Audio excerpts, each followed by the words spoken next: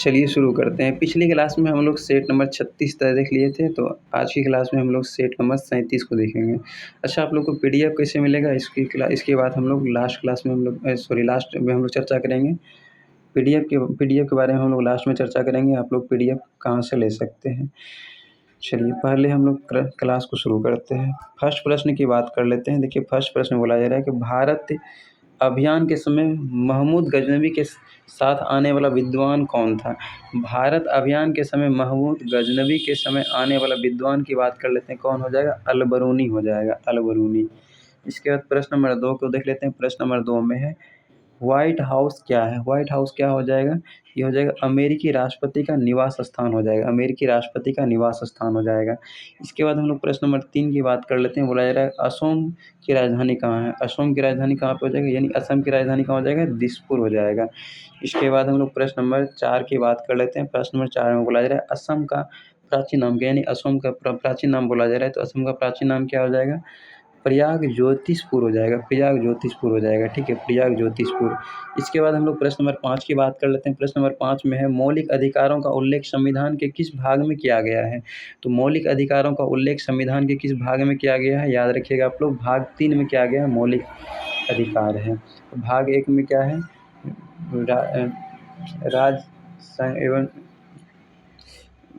एक में क्या है? भाग 1 में राज संघ एवं उसके देश हैं। ठीक है, और 2 में क्या है? नागरिकता। ठीक है, और 4 में क्या है? राज्य के नीति निर्देशक तत्व। 4 के 1 में क्या है? मौलिक कर्तव्य है। संग्रह क्षेत्र 1 में हो जाएगा। इसका चलिए हम लोग प्रश्न नंबर 6 की बात कर लेते हैं। बोला ठोस कोण की इकाई क्या है। ठोस कोण की इकाई क्या हो जाएगा? स्टेरेडियन हो जाएगा। समतल कोण का क्या हो जाएगा?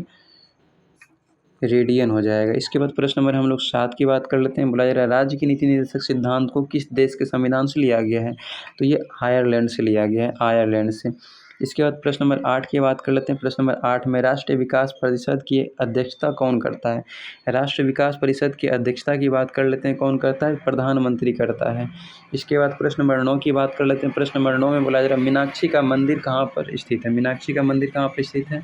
याद रखिएगा, मदुरई में हो जाएगा, मदुरई में। इसके बाद प्रश्न नंबर 10 में बोला जा रहा है। प्रश्न नंबर 10 में कचारी जनजाति किस राज्य के निवासी हैं। कचारी जनजाति की बात करते हैं, किस राज्य के निवासी हो जाएगा? असम की, यानी असम का हो जाएगा। इसके बाद प्रश्न नंबर 11 की बात कर लेते हैं। बोला जा रहा है बीबी का मकबरा किसका कब्र है। बीबी का मकबरा जो ये किसका कब्र हो जाएगा? तो ये किसका कब्र है? याद रखिएगा आप लोग, औरंगजेब की पत्नी का है, औरंगजेब की पत्नी का। इसके बाद हम लोग प्रश्न नंबर 12 की बात कर लेते हैं। देखिए, प्रश्न नंबर 12 में बोला जा रहा है कि प्राचीन ओलंपिक खेल का आयोजन सर्वप्रथम कहाँ पर हुआ था। तो प्राचीन ओलंपिक खेल का आयोजन सर्वप्रथम कहाँ पर हुआ था? या देखिए, ग्रीस में हुआ था, ग्रीस में, ग्रीस में। इसके बाद प्रश्न नंबर 13 की बात कर लेते हैं। प्रश्न नंबर 13 में है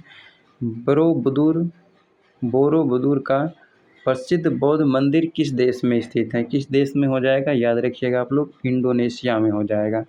इसके बाद प्रश्न नंबर 14 की बात कर लेते हैं। प्रश्न नंबर 14 में बोला जा रहा है कामाख्या मंदिर कहाँ पर स्थित है। कहाँ पर है? असम में है, सभी को पता है। चलिए हम लोग प्रश्न नंबर 15 को देख लेते हैं। चलिए प्रश्न नंबर 15 में देखिए बोला जा रहा है, प्रश्न नंबर 15 में अजंता की गुफा कहाँ पर स्थित है। अजंता की गुफा कहाँ पर है? याद रखिएगा, महाराष्ट्र में हो जाएगा। अजंता की गुफा कहाँ पर है? महाराष्ट्र में।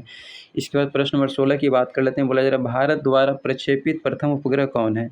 तो भारत द्वारा प्रक्षेपित प्रथम उपग्रह की बात कर लेते हैं। कौन सा हो जाएगा? आर्यभट्ट हो जाएगा। इसके बाद प्रश्न नंबर 17 की बात कर लेते हैं। प्रश्न नंबर 17 में प्लेग्राउंड ऑफ यूरोप के नाम से किस देश को जाना जाता है। तो प्लेग्राउंड ऑफ यूरोप के नाम से किस देश को जाना जाता है? याद रखिएगा, स्विट्जरलैंड को जाना जाता है। इसके बाद प्रश्न नंबर 18 की बात कर लेते हैं। बोला जा रहा है अमेरिकी स्वतंत्रता संग्राम का नेतृत्व किसने किया था। तो अमेरिकी स्वतंत्रता संग्राम का नेतृत्व किसने किया था? याद रखिएगा, जॉर्ज वाशिंगटन ने किया था, जॉर्ज वाशिंगटन ने। इसके बाद हम लोग प्रश्न नंबर 19 की बात कर लेते हैं। बोला जा रहा है भारत का सबसे बड़ा जलप्रपात जोग या गरसोप्पा कर्नाटक के किस नदी पर स्थित है। किस नदी पर स्थित है? याद रखिएगा, शरावती नदी पर स्थित है, शरावती नदी पर। इसके बाद हम लोग प्रश्न नंबर 20 की बात कर लेते हैं। देखिए, प्रश्न नंबर 20 में बोला जा रहा है काजीरंगा राष्ट्रीय उद्यान भारत के किस राज्य में स्थित है। तो काजीरंगा राष्ट्रीय उद्यान भारत के किस राज्य में स्थित है? याद रखिएगा, असम में है, असम में। इसके बाद प्रश्न नंबर 21 की बात कर लेते हैं। प्रश्न नंबर 21 में है क्यूबिज्म का सूत्रपात किसने किया। तो क्यूबिज्म का सूत्रपात किसने किया था? पॉल्वो पिकासो ने किया था, पॉल्वो पिकासो ने। इसके बाद हम लोग प्रश्न नंबर 22 की बात कर लेते हैं। बोला जा रहा है रणथंभौर राष्ट्रीय पार्क किस राज्य में है।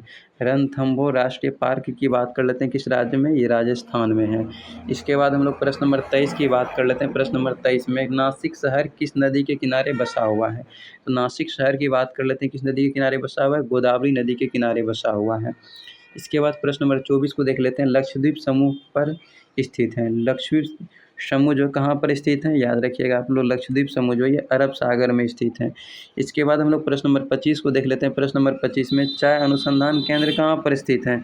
तो चाय अनुसंधान केंद्र की बात कर लेते हैं, जोरहाट में स्थित है। इसके बाद प्रश्न नंबर 26 को देख लेते हैं। प्रश्न नंबर 26 में बोला जा रहा है लाल सागर का रंग लाल क्यों दिखाई देता है। तो लाल सागर का रंग लाल क्यों दिखाई देता है, लाल शैवाल के कारण लाल दिखाई देता है। इसके बाद प्रश्न नंबर 27 को देख लेते हैं। बोला जा रहा है विश्व की सबसे लंबी चौड़ी नदी कौन सी है। विश्व की सबसे लंबी और चौड़ी नदी बोला जा रहा है। विश्व की सबसे लंबी और चौड़ी नदी की बात कर लेते हैं। सबसे केवल लंबी पूछा जाएगा तो नील नदी हो जाएगा, विश्व की सबसे चौड़ी नदी पूछा जाएगा तो अमेजन की नदी पूछा जाएगा, और लंबी चौड़ी पूछा जाएगा तब अमेजन नदी हो जाएगा। इसके बाद प्रश्न नंबर 28 की बात कर लेते हैं। प्रश्न नंबर 28 में बोला जा रहा है रघुवंशम के लेखक कौन है। तो रघुवंशम के लेखक कौन हो जाएगा, कालिदास हो जाएगा। रघुवंशम के लेखक कौन हो जाएगा, कालिदास।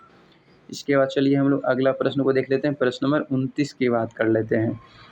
देखिए प्रश्न नंबर 29 में बोला जा रहा है असम केसरी के नाम से किसे जाना जाता है। असम केसरी के नाम से किसे जानते हैं, अंबिका गिरी राय चौधरी को जाना जाता है। अंबिका गिरी राय चौधरी को जाना जाता है। इसके बाद हम लोग प्रश्न नंबर 30 को देख लेते हैं। प्रश्न नंबर 30 में भारत का नेपोलियन किसे कहा जाता है। तो सभी को पता है कि भारत का नेपोलियन किसे कहते हैं, समुद्रगुप्त को कहते हैं। इसके बाद अगला प्रश्न नंबर 31 में बोला जा रहा है सोना का अपेक्षिक घनत्व कितना होता है। तो सोना का अपेक्षिक घनत्व की बात कर लेते हैं, कितना होता है, 19.30 होता है, 19.30। इसके बाद प्रश्न नंबर 32 को देख लेते हैं। बोला जा रहा है डायनमो का आर्मेचर किसका बना होता है। तो डायनमो का आर्मेचर की बात कर लेते हैं, किसका बना होता है, इस्पात का बना होता है। डायनमो का आर्मेचर इस्पात का बना होता है। इसके बाद हम लोग प्रश्न नंबर 33 की बात कर लेते हैं। गेटवे ऑफ इंडिया की स्थापना किस वर्ष की गई थी। तो गेटवे ऑफ इंडिया की बात कर लेते हैं, इसकी स्थापना कब किया गया था, 1911 ईस्वी में किया गया था। इसके बाद प्रश्न नंबर 34 को देख लेते हैं।